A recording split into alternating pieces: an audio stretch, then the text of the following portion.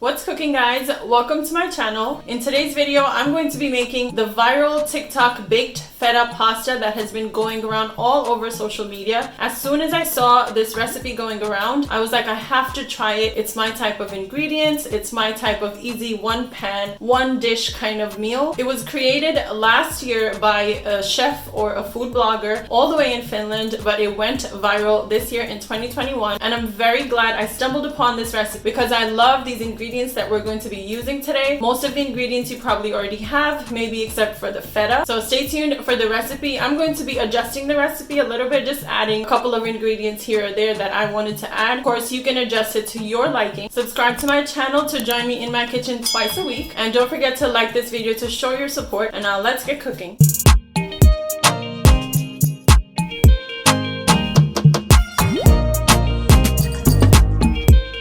So let's start by preheating our oven to 425 degrees Fahrenheit. And then for the ingredients, I have 6 ounces of feta cheese. This is crumbled feta, but if you can find the block feta, that would be better. Then I have 1 pint of grape tomatoes, fresh basil, roughly chopped. I used about half a cup, I guess. And then I have my pasta choice, which is the chickpea pasta. It has more nutrients like protein and fiber, but you can use your choice. And then I have 1 small onion that I finely chopped. Also 7 cloves of garlic finely chopped. And then 1 teaspoon of dried oregano, 1 teaspoon of black pepper, half a teaspoon of dried parsley, and also the same half a teaspoon of red chili flakes. And now you want to take a baking dish like mine and just add all of your tomatoes into it. I'm not using too much tomatoes because I wasn't making a big amount of this pasta. And then you're going to drizzle in some good quality olive oil, which I forgot to mention in the ingredients part. So just toss all of your tomatoes with that olive oil to nicely coat them, so that when we add our seasonings next, it's going to stick properly.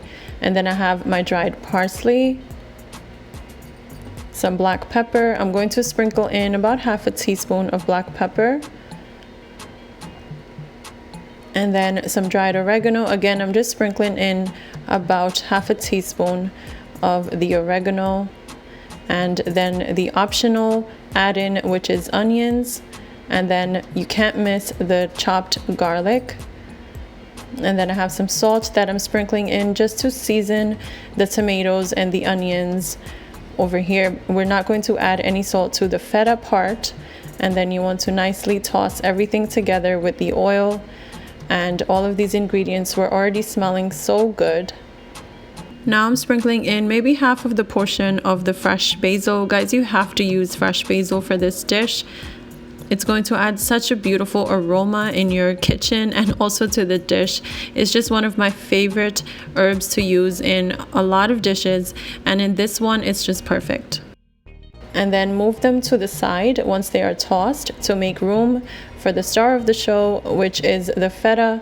If you can find block feta, that would be preferable, but I just couldn't find it. Seems like this dish has become very popular and the feta cheese has been selling out. So now add some black pepper, your red chili flakes.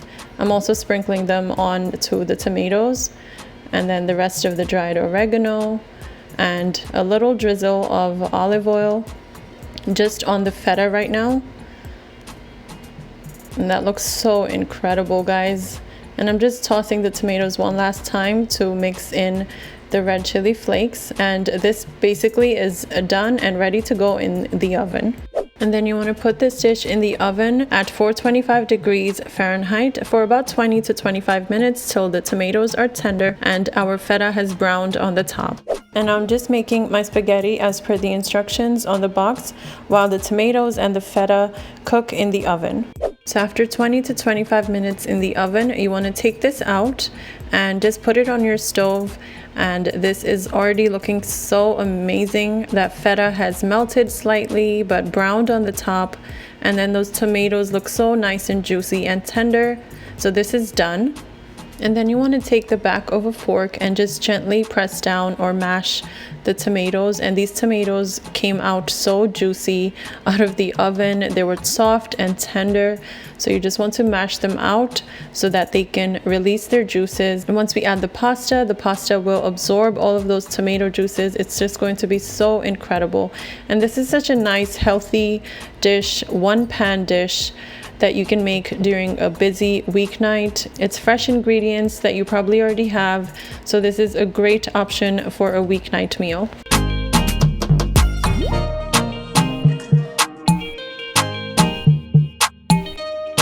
And now I'm adding in some fresh spinach leaves, and guys, this is optional. You don't have to add this.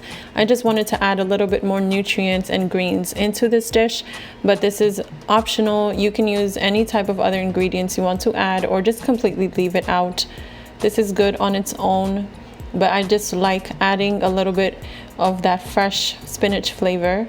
And then you just want to mix all of this up, including the feta.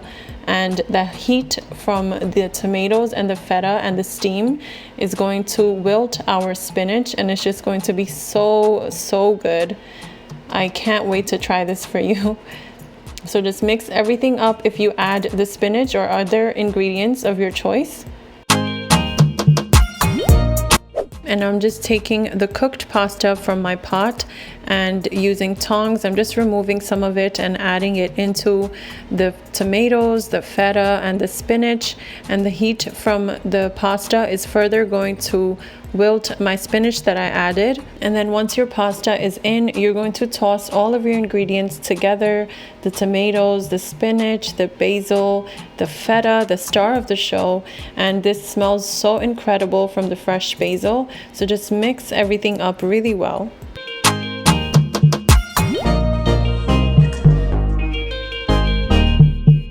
Welcome to the taste testing part, guys, and this dish was just so incredibly easy to make. You saw how easy and quickly we made it. It was all in one baking dish. And then here you have your pasta. I love that I used the chickpea pasta just so that I know that I added more nutrients, more fiber, more protein into my dish. But you can use any kind of pasta that you want. That's completely fine. So let's taste this out.